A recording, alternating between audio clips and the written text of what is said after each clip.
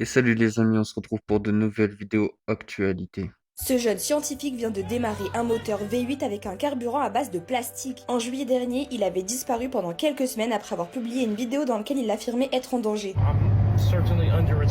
Il est finalement revenu affirmant que tout allait bien et la semaine dernière, il a publié une vidéo où il démarre une Dodge avec son essence. Pour produire son carburant, Julian Brown chauffe les déchets plastiques à très haute température, sans oxygène, dans un réacteur qu'il a conçu lui-même. Cette chaleur casse les molécules de plastique et les convertit en gaz et en huile liquide qu'il condense ensuite pour obtenir un carburant similaire à l'essence ou au diesel. Aujourd'hui, il publie sur les réseaux pour démocratiser son invention et inspirer les jeunes à entreprendre pour un monde meilleur. Alors abonne-toi à Billions pour plus de contenu business. Alors en fait ils disent que c'est son invention, mais en vrai c'est pas totalement son invention. En fait c'est pas lui qui a créé cette machine-là. C'était des gens avant, mais j'ai plus les noms. Lui ce qu'il a fait, c'est qu'il a repris cette machine, il l'a refait à sa façon un petit peu.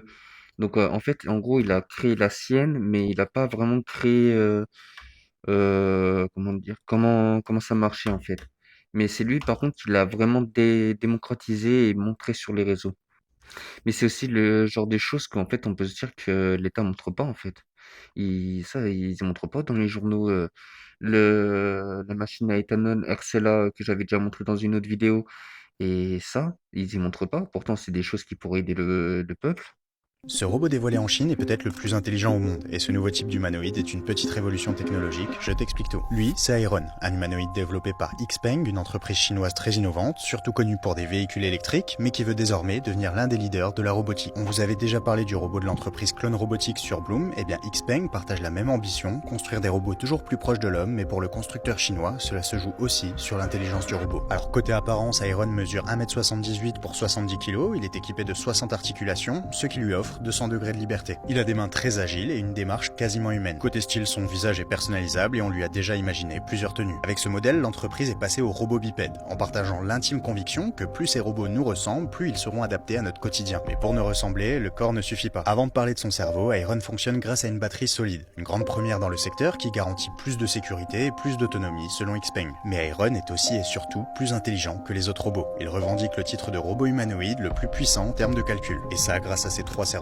tous connectés, qui sont bien entendu 3 modèles d'IA. Le VLA s'occupe de son mouvement, le VLM de la compréhension du langage et le VLT pour la prise de décision dans le monde réel. Xpeng a décidé d'en faire un produit grand public et lancera une production de masse en 2026. Mais malgré toutes les prouesses technologiques pour construire Iron, les applications sont sensiblement les mêmes que d'autres humanoïdes. Accueillir et guider des personnes dans des espaces communs, puis dans un second temps, quand tout sera sécurisé, vous aider dans vos usages quotidiens. La seule question en suspens, est-ce que vous aimeriez avoir Iron chez vous ? En vrai, ça sent quand même que là, ils ont vraiment envie que ça commence à rentrer dans notre quotidien parce qu'ils font des robots de plus en plus humains, ça va de plus en plus vite et il y a de plus en plus d'annonces pour qu'on puisse en avoir chez nous à pas cher. Donc franchement, je serais pas surpris que les premiers robots commencent à arriver d'ici quelques années en vrai. Regardez bien cette dinguerie. Un horloge de 1968 et un horloge de 2025. Regardez la différence. Vous avez vu, on dirait l'horloge de 1968. On dirait elle va lentement. Vous avez vu? Damn. Vous savez que le prophète Ali salam a dit, avait annoncé qu'une année se réduira comme un mois comme une semaine et une semaine comme un jour. Regardez autour de vous, subhanallah, tout va vite. C'est vrai que vous, ça vous est déjà arrivé quand même d'avoir cette sensation que le temps passe de plus en plus vite et vous comprenez pas trop pourquoi et que ouais, en vrai, le temps il fuse. Ça vous est déjà arrivé? Dites-moi en commentaire, je serais curieux. Personnellement, ça m'est déjà arrivé. Elon Musk il va revendre sa marque, hein, parce que là, en Chine, ils ont vraiment fait un concurrent qui les surpasse, mais de loin. Regarde cet exemple. T'as une Tesla, modèle Y, je crois, si je dis pas de bêtises, et t'as une Hyundai, donc lidar. Regarde un petit peu, ils sont partis mettre un obstacle qui, justement, de loin, est censé paraître invisible. La Tesla, elle s'élance en premier. Je te spoil direct, la Tesla, elle va foncer dans le mur. Elon Musk, qu'est-ce que tu nous as fait, Elon Musk? Regarde la voiture. Elle arrive même pas à détecter le faux mur, justement pour la voiture là, en gros c'est tout droit, tout droit. Et juste derrière, il y a un humain. Hein. Ils t'ont mis un mannequin juste derrière, donc là en gros, il foire totalement l'humain. Miskin lui, il finit sans tête. Bref, Hyundai, regarde le concurrent. Même ligne. Tu vois, ils sont pas partis prendre un autre décor, etc. Même ligne. Elle s'arrête avant le décor. La voiture s'arrête. Et lancée à la même vitesse, tout pareil, la voiture s'arrête. Je vous ai dit, Elon Musk va revendre sa marque. En vrai, j'aime bien Tesla, tout ça, parce que ça part de bons principes et ça me fait penser à K2000. Mais après, c'est vrai que je pense qu'il y a des avancées, en vrai, ils pourraient être déjà fait depuis quelques années et que ça stagne un peu. Après, je sais pas ce que vous en pensez, mais c'est vrai que je pense que ça pourrait aller plus vite et avec des concurrents, bah, ça va booster le tout. Savais-tu que si on recouvre seulement 0,3% de toute la surface de la Terre de panneaux solaires, on pourrait alimenter en énergie le monde entier? Des projets ont déjà été imaginés dans le Sahara et c'est impossible. Mais imaginons maintenant qu'on les foute dans l'espace, en orbite autour de la Terre. Là, c'est pas mal. C'est l'idée derrière les centrales solaires orbitales, d'immenses fermes de panneaux solaires placées en orbite autour de la Terre. Alors pourquoi là-haut? Parce que dans l'espace, il n'y a ni nuit, ni nuages, ni atmosphère pour bloquer la lumière. Résultat, une centrale solaire dans l'espace pourrait produire plus de 2 fois plus d'électricité qu'au sol. L'énergie captée sera ensuite renvoyée sur Terre sous forme de micro-ondes ou de faisceaux laser, reçus par des antennes géantes au sol et convertis en électricité. Dit comme ça ressemble un peu à de la science-fiction. Ok, mais c'est pas nouveau. La NASA et la JAXA au Japon travaillent sur cette idée depuis les années 1970. Alors pourquoi c'est pas déjà fait? Déjà par rapport au coût évidemment, il faudrait envoyer des milliers de tonnes de matériel en orbite, donc des centaines de fusées actuelles et tout ça pour des centaines de milliards de dollars évidemment. Ensuite, impossible de lancer une centrale entière comme ça. Il nous faudrait des robots capables de les construire en apesanteur. Et évidemment envoyer des gigawatts vers la Terre sous forme de micro-ondes, c'est un danger énorme. Mais voilà, les choses évoluent. Plusieurs pays visent une démonstration de cette technologie avant 2050. En résumé, techniquement possible, incroyablement ambitieux, mais peut-être la solution ultime pour une énergie illimitée. Et ça, c'est de la science. En vrai, je trouve, enfin, je comprends, ça peut être pratique comme ça, on a de l'électricité à volonté. Mais très franchement, je suis pas très pour parce que les micro-ondes, ça détruit le corps, ça fout des cancers, ça fait plein de problèmes. Et après, je pense que si de mettre des miroirs, enfin comme des miroirs ou un mur qui empêche la lumière de passer, soit qui la reflète trop fort, c'est pas bon non plus parce que ça me fait penser au projet qu'ils avaient voulu faire pour donner de la lumière un peu partout dans le monde, même quand il faisait nuit, avec des espèces de miroirs. Mais très franchement, c'est pas bon parce que ça perturbe tout l'écosystème en fait. Et puis si c'est pas utilisé à bon escient, ça nous fout un peu dans la merde quand même. Mais bon, après, je sais pas vous ce que vous en pensez, peut-être que vous êtes plus four. Voici les photos que la NASA a choisi d'envoyer aux extraterrestres. Elles se trouvent à bord des premiers engins à avoir quitté notre système solaire. Ce sont les sondes Voyageurs 1 et 2 qui sont maintenant très loin dans l'espace. Et d'ailleurs, chacune de ces sondes transporte des disques d'or gravés. Dessus, on a plus de 116 images avec des sons de notre planète gravés dessus comme celui-ci. De la musique du monde entier et des salutations enregistrées dans 55 langues différentes. Et d'ailleurs, ce disque il commence avec un mode d'emploi gravé dessus. Dessus, on explique comment le lire, à quelle vitesse le faire tourner, et surtout une carte ultra précise qui montre notre position exacte et celle de notre soleil. Donc si un jour quelqu'un trouve ce disque, il saura exactement où nous trouver. Et il y a aussi les images qui racontent tout, et dessus on y voit notre système solaire, la Terre vue de l'espace, nos océans, nos montagnes et même nos villes. Et d'ailleurs, on explique aussi comment on fait des maths, comment on calcule le temps et la distance. Et le plus dans tout ça, c'est qu'on montre vraiment qui on est. On explique notre ADN, nos cellules, comment un bébé se forme dans le ventre de sa mère, comment il naît et comment on le nourrit. On a même mis les gestes les plus simples du quotidien comme manger, boire ou lécher. Donc en gros, c'est un message à propos de nous qui va à 17 km par seconde dans l'espace infini. Ouais, j'espère juste que c'est pas des envahisseurs qui vont trouver ça, parce qu'on sera un peu dans la merde. Mais bon. L'aliment que tu crois le plus innocent dans ton assiette, ce n'est ni le ketchup, ni les sauces industrielles, ni même les plats préparés réchauffés. C'est un aliment ultra processé, prétendument diététique, que des millions de consommateurs français achètent régulièrement. Tu le stockes au frais en pensant faire un choix sain. La réalité, il figure parmi les créations les plus artificielles de l'industrie alimentaire moderne. Ce que tu vas découvrir va bouleverser ta perception. Ce produit naît de débris de poissons broyés, décolorés industriellement, mélangés à des gélifiants, des pigments et des amplificateurs de saveur. L'autorité européenne indique qu'il renferme jusqu'à 15 substances ajoutées, incluant des composés suspectés de perturber le système hormonal. Concernant les plus jeunes, l'un de ces éléments est lié à des troubles de l'attention accrue. L'histoire ne s'arrête pas là. Des analyses scientifiques ont révélé la présence de résidus métalliques toxiques dans différents lots commercialisés en grande surface. Le comble, sa consommation se fait à froid, permettant à tous ces composés chimiques de pénétrer sans filtre dans ton système digestif. Tu imagines faire un choix léger ? Tu intoxiques progressivement tes organes internes. De quoi s'agit-il exactement? De ces bâtonnets orangés que tu nommes peut-être imitation crabe, le surimi, cette contrefaçon marine à la consistance artificielle et au goût modifié, sans aucun lien avec de véritables fruits de mer. C'est une reconstruction de chair de poisson mélangée à du sodium, du glucose et des essences synthétiques. L'information la plus préoccupante, nos établissements scolaires en distribuent quotidiennement aux enfants. Une investigation menée par l'association de consommateurs a dévoilé que 80% des surimis analysés contiennent minimum 3 additifs considérés comme problématiques. Malgré cela, ils sont commercialisés comme produits sains et protéinés. En vérité, c'est un mélange chimique déguisé sous une apparence océanique. Partage si tu croyais consommer du crustacé. Écris surimi si tu en as acheté récemment. Et surtout diffuse cette information avant que la plateforme ne censure cette révélation. Après ça, tu continueras probablement à en consommer. En vrai, ça en donne plus trop envie d'en manger quand même. Même si c'est bon goût, c'est totalement artificiel et en plus, ils mettent plein de merde dedans. Ils font vraiment de la merde avec notre bouffe. Faites pousser dans les champs, les gars, ça sera mieux. Cette vidéo flippante a déjà dépassé les 15 millions de vues en seulement quelques jours. Tout a commencé quand l'auteur de la vidéo est allé s'éclater dans un parc d'attractions avec sa meilleure amie. Elles passèrent un super moment, enchaînèrent les manèges et profitèrent des gourmandises sur place. Tout était parfait, jusqu'à ce que se produise l'événement à l'origine de cette vidéo terrifiante. Alors qu'elle faisait hors la queue pour une nouvelle attraction, la jeune fille, celle qui finira par poster la vidéo, décide de sortir son téléphone pour filmer une petite séquence pour son copain. Il est du genre plutôt jaloux, et pour qu'il soit tranquille, elle voulait lui prouver qu'elle était bel et bien là-bas, juste avec sa copine. Elle lance l'enregistrement. Sur les images, on distingue les lumières colorées du parc, il y a foule autour d'elle. Et son ami sourit à la caméra en disant bonjour à son mec. À première vue, il ne se passe absolument rien d'étrange sur la vidéo, mais regardez bien ce qui va suivre. À un moment précis, une fille apparaît dans la foule, et elle ressemble trait pour trait à l'auteur de la vidéo, regardez ça. Elles sont littéralement identiques. Dans les commentaires, l'explication a été immédiate. C'était très probablement un doppelganger. En vrai, c'est surprenant. Vous pensez que c'est un doppelganger ou que c'est un sosie ou peut-être un voyage dans le temps? Vous pensez que c'est quoi? Tiens, regarde ça et fais tourner la vidéo à tes proches afin de les prévenir. Là, c'est la preuve que nos téléphones nous observent, nous espionnent.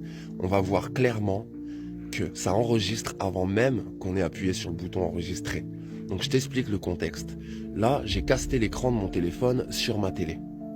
Ce qui fait qu'on voit l'écran de mon téléphone dans la télé. Ensuite, avec mon téléphone, j'ai filmé l'écran de ma télé. Ce qui donne cet effet-là, on dirait une dimension. Tu vois ? Ne me demande pas pourquoi j'ai fait ça, je ne sais pas. Mais c'est intéressant, car en mettant en ralenti, on voit que mon doigt appuie sur le bouton. Regarde, je t'ai mis plusieurs ralentis. On voit mon doigt avant d'appuyer sur le bouton. Ce qui prouve que la caméra est active avant même qu'on appuie sur le bouton. Pareil pour le son, regarde ici. Tac, tu vois, le son s'actionne avant même qu'on appuie sur le bouton. Ça fait penser à OK Google qui enregistre avant que tu dises OK Google. Dis-moi ce que t'en penses en commentaire. Pourquoi la caméra s'active avant? On nous espionne? Allez, ciao. De toute façon, c'est sûr qu'ils nous espionnent. Avant, on pouvait se demander pourquoi tout ça, mais aujourd'hui, c'est tellement logique quand on regarde le marché de l'information. Aujourd'hui, l'information, c'est devenu de l'argent. Ils essaient tous de prendre nos informations personnelles, non personnelles, avec des cookies, tout ça, pour pouvoir avoir notre attention, pouvoir nous vendre les produits que nous, on achèterait, toutes ces choses-là. Donc, maintenant, et puis en plus qu'il y a chat control, tout ça, ils se cachent même plus. Enfin, ils disent que c'est pour d'autres raisons, mais d'un côté, ils se cachent même plus. Enfin, moi, très franchement, je suis pas surpris de ça. Au bout d'un moment, si vous regardez mes vidéos, vous verrez, il y a plein de preuves de ça. Donc, pour moi, c'est sûr qu'ils nous surveillent, en fait. C'est sûr. Ceci est le futur des magasins propulsés par l'IA. Ce que tu vois est un café. Mais ce n'est pas juste n'importe quel café, parce que ce café a un logiciel d'IA qui tourne 24 heures sur 24 sur toutes leurs caméras. Tu vois ces boîtes vertes? Chacune d'elles est un client, et l'IA surveille combien de temps chaque personne est assise dans le café. Mais voici ce qui est fou, elle surveille aussi les employés. Tu peux voir qu'elle suit leurs mouvements avec ses lignes ondulées et leur productivité, comme combien de boissons chaque personne a servi par heure. Et il utilise l'intelligence artificielle et le machine learning pour suivre en direct et analyser les humains dans les magasins physiques. Maintenant, bien sûr, en tant que client, ma réaction immédiate est le choc et la peur. Ça fait super bizarre de savoir que tu es suivi partout où tu vas. Mais en tant que propriétaire d'entreprise, avoir accès à ce niveau d'analytique en temps réel pourrait être super précieux. Par exemple, si tu dirigeais un buffet, Ce logiciel pourrait immédiatement détecter quelles zones étaient les moins populaires. Ou si tu dirigeais un magasin de bricolage, tu pourrais étudier dans quelles allées les gens s'attardent le plus, comme un signal de confusion dans la signalétique et les plans. Il y a des applications infinies pour ce type de données. Sans mentionner la vidéosurveillance par IA, il serait beaucoup plus difficile de voler des choses. Mais la vraie raison pour laquelle ceci est si précieux, c'est que ces images vont être utilisées pour entraîner les robots. La meilleure façon pour les robots d'apprendre est de regarder les humains accomplir la même tâche encore et encore. Et à cause de ça, je ne serais pas choquée de voir ce type de logiciel de caméra IA commencer à apparaître partout. Vous voyez, je vous disais quoi? C'est la quête des informations. Donc là, c'est la confirmation. Ils vont même nous traquer dans nos habitudes personnelles sans nous dire pour aller alimenter leurs robots et nous remplacer après. Parce que en fait, l'IA et les robots sans l'humain ne peut rien faire. Parce que les connaissances viennent de l'humain. Donc si l'humain lui coupe ses connaissances, c'est fini. C'est fini. Et du coup, ils ont besoin de nous. Donc ils vont même traquer nos informations dans les cafés. C'est... What the fuck. C'est l'entreprise technologique la plus folle du monde. Ils construisent un immense modèle d'IA capable de séquencer l'ADN de chaque être vivant. C'est un peu comme une version moderne de l'Arche de Noé, mais sous stéroïdes. Et voici la partie la plus folle. Pour trouver les espèces les plus rares à ajouter à leur base de données, ils envoient des scientifiques dans les endroits les plus reculés du monde. Des volcans, l'Antarctique et même des épaves de la Seconde Guerre mondiale. L'entreprise s'appelle Basecamp et ce qu'ils ont découvert va changer le cours de l'histoire humaine. Basecamp a commencé avec une vision simple, comprendre les secrets cachés de la nature. Les scientifiques de Basecamp voyagent dans des lieux reculés et collectent des échantillons de sol, de boue et d'eau de mer. À partir de là, ils utilisent des séquenceurs ADN ultra puissants pour décoder la biodiversité génétique. Et voici la partie la plus folle. Chaque cuillère de sol qu'ils collectent peut contenir plus d'êtres vivants que le nombre total d'humains sur Terre. Et cela signifie que la diversité des organismes et leurs propriétés rares peuvent être extrêmement uniques. Par exemple, en Antarctique, ils ont trouvé une bactérie capable de créer sa propre eau à partir de l'air. Ou, sur l'épave de la Seconde Guerre mondiale, ils ont trouvé une bactérie capable de manger des métaux lourds. Ces propriétés uniques pourraient permettre d'énormes percées en médecine, en santé et en biotechnologie. Aujourd'hui, la base de données de Basecamp a déjà séquencé plus d'1 million d'espèces différentes, soit 10 fois plus que n'importe quelle autre base de données biologique dans le monde. L'ensemble de données uniques de Basecamp va débloquer la prochaine frontière des grandes avancées humaines. Bon, après ça, je trouve plutôt bien, en fait. C'est vrai que, en fait, l'IA, si elle est utilisée à bon escient, ça peut être très pratique, ça peut être très bien. Ça dépend juste comment on l'utilise et qui la détient. Mais bon, ça, par contre, j'ai pas trop taillé parce que je trouve ça plutôt bien. Les élites ont rendu les gens satanistes sans même qu'ils le sachent. C'est à quel point le monde est devenu fou. Et c'est pour cela qu'il est essentiel de comprendre le symbolisme, car la plupart des gens se promènent en étant en réalité sataniques sans même s'en rendre compte. Ils vous font croire que le satanisme est une religion, alors que ce n'en est pas une. Ce n'est pas l'adoration de Satan. Le satanisme est un état de conscience, ce qui est exactement ce que signifie le symbole du crâne et des os croisés. Si l'on observe le crâne et les os, on a un crâne qui renferme le cerveau, l'intelligence, l'esprit, la pensée, le mental. Puis, on a les os, qui sont les membres servant aux bras et aux jambes, donc à l'action. C'est donc un symbole de la pensée et de l'action, de l'esprit et du corps, de la pensée et du geste. Mais remarquez, c'est gris. Le gris n'a aucune émotion. Il n'y a aucun symbolisme émotionnel ici. Nous sommes mentaux, physiques et émotionnels. Mais l'émotion est absente. Pourquoi ? Parce que l'émotion, c'est l'empathie, l'amour, la compassion. C'est elle qui vous dit à tout moment ce qui est juste ou injuste. Ainsi, un sataniste est quelqu'un qui pense et agit sans être connecté aux forces féminines de la conscience, comme l'émotion. Nous sommes censés penser, ressentir, puis agir. Si vous pensez à voler le sac d'une vieille dame, mais que vous ressentez au fond de votre cœur que c'est mal, alors vous ne devez pas passer à l'action. Mais un sataniste est quelqu'un qui agit à l'encontre de l'amour du cœur. Là, je voyais pas comme ça. C'est la première fois que j'entends ça et c'est vrai que dit comme ça, ça fait penser. C'est vrai qu'on y voit les choses différemment, mais par contre, ça me fait penser un peu à un psychopathe en fait, un gars qui agit sans émotion en fait. C'est un gars qui pourrait faire des dingueries en fait. C'est un peu ça.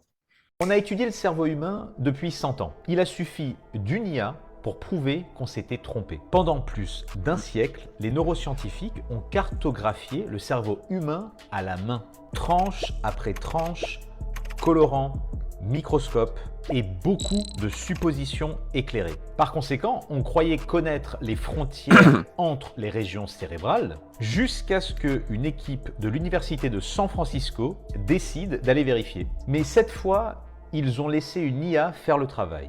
Son nom, Cell Transformer. Une intelligence artificielle nourrie non pas d'images, mais de données moléculaires provenant de 9 millions de cellules cérébrales. Et on lui a dit, oublie tout ce que les humains pensent savoir, trouve les vraies frontières. Alors l'IA a observé quel type de cellules vivent ensemble, ce qu'elles expriment, comment elles s'organisent, comme si elles redessinaient une ville en étudiant chaque habitant, son langage, son métier, ses relations.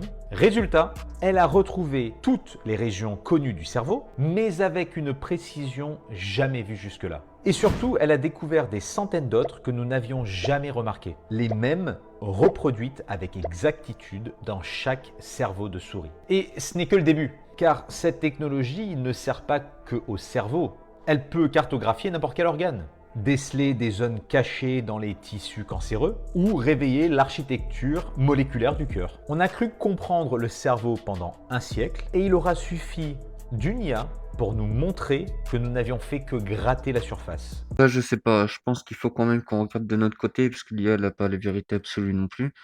Mais je pense qu'il faut qu'on regarde de notre côté et puis qu'on voit si c'est vrai ou pas. Après, si c'est vrai, par contre, ça va faire des grandes progressions.